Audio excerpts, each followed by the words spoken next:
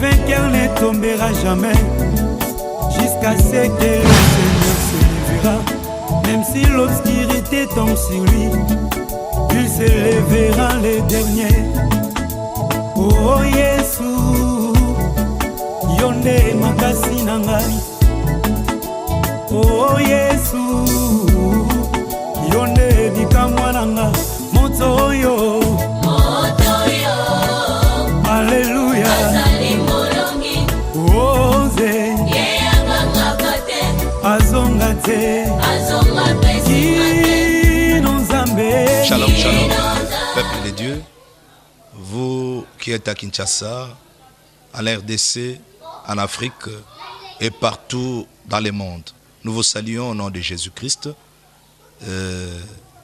Moi, votre frère, le pasteur Timothée Ntsangou, suis approché dans votre maison, suis entré dans votre bureau, et vous qui nous suivez dans cette télé, Shalom. Ce matin, ou en ces jours plutôt, nous avons un thème que nous voulons partager avec vous,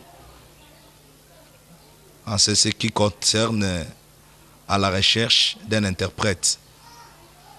C'est un thème que Dieu nous a mis au cœur, afin que nous puissions partager ça ensemble avec vous.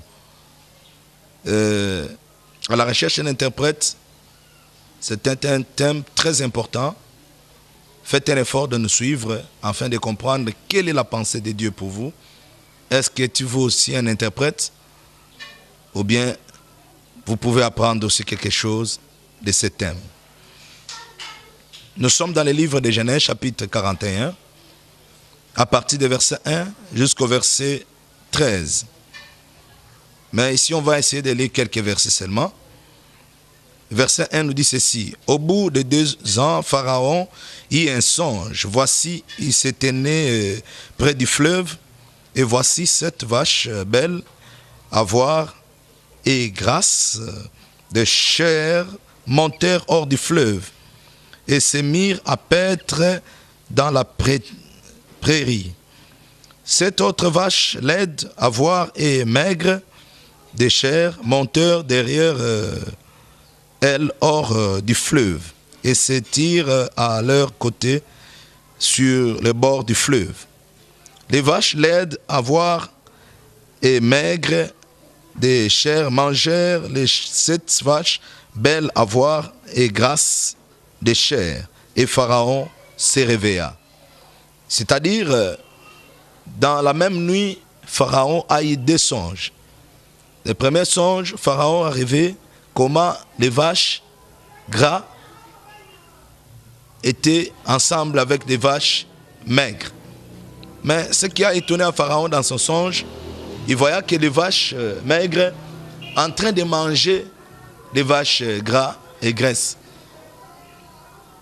Il se réveilla, il était dans son sommeil. Et par après, il s'est retourné dans le lit, sur le lit plutôt pour dormir. Il rêva encore un autre songe. Par là, Pharaon dit ceci.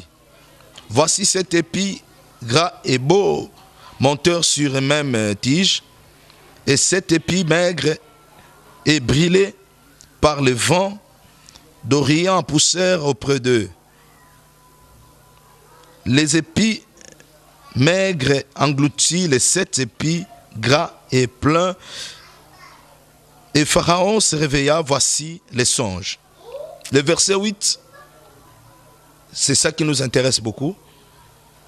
La Bible dit, le matin, Pharaon eut un esprit agité et il appelait plutôt tous les magiciens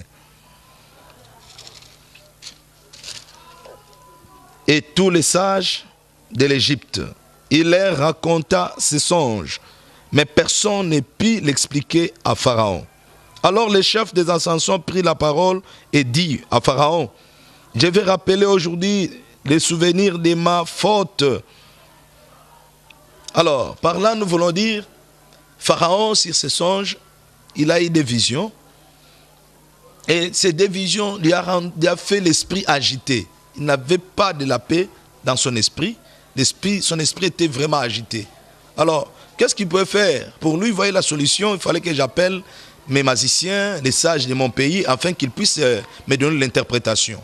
Or, quand les sages et les magiciens sont venus, ils leur ont répondu que Pharaon, excusez-nous, vraiment, on n'a pas cette capacité d'interpréter ces songes parce qu'on n'a pas l'explication. Qu'est-ce que cela signifie, les sages et les magiciens? Ça, c'est l'esprit du monde. Ça, c'est la force de ce monde. C'est l'espoir que l'homme peut placer à un homme. Or, le monde n'a pas de solution à nous donner. Le monde, les magiciens, les gens de ce monde, ils n'ont rien à nous donner, l'explication par rapport à ce qui nous dérange. Or, qu'est-ce que cela veut dire les rois? Qu'est-ce que signifie plutôt les rois Pharaon? Les rois veut dire, représente un peuple. Parce que les rois, c'est la représentation plutôt d'un peuple. C'est pour dire qu'il y avait un peuple qui avait l'esprit agité. Et ce peuple-là, il cherchait qui pouvait nous interpréter ce qui nous dérange aujourd'hui. Avoir l'esprit agité, c'est-à-dire, nous sommes en train de chercher une solution. Nous sommes en train de chercher une réponse. Nous ne sommes pas dans la paix. Nous manquons de réponses par rapport à nos problèmes. Nous sommes en train de chercher qui peut nous venir en aide. Et par là, il y avait auprès de Pharaon un enchanteur. C'est lui qui servait surtout le vin auprès des rois. Lui, il était un temps emprisonné avec les panetiers. Dans leur prison, ils avaient les mêmes songes. Les panetiers avaient un songe et l'enchanteur aussi avait un autre songe. Alors, comme ils étaient dans la même prison avec Joseph, ils ont cherché comment avoir l'explication. Alors, Joseph les a aidés pour leur donner l'explication. Ils ont eu l'explication à Joseph. Et à partir de ce moment, Joseph l'avait dit, tu vas sortir d'ici, mais ne m'oublie pas. Alors, les songes des panetiers et des enchanteurs représentent aussi quelque chose de bien. Parce que la prison de Joseph, c'est ça même la croix de Jésus. La croix de Jésus, il y avait des voleurs là-dedans. Et l'un était sauvé et l'autre était condamné. L'autre était condamné, n'était pas sauvé. Alors, dans cette prison aussi, nous voyons Joseph qui est l'image de Jésus. Et il y avait les deux prisonniers. L'un des prisonniers, il avait vu les songes. Si ce songe, il avait vu un sarment qui portait les raisins. Alors, lui, il faisait que arranger ces raisins-là pour mettre le vin dans la coupe du roi.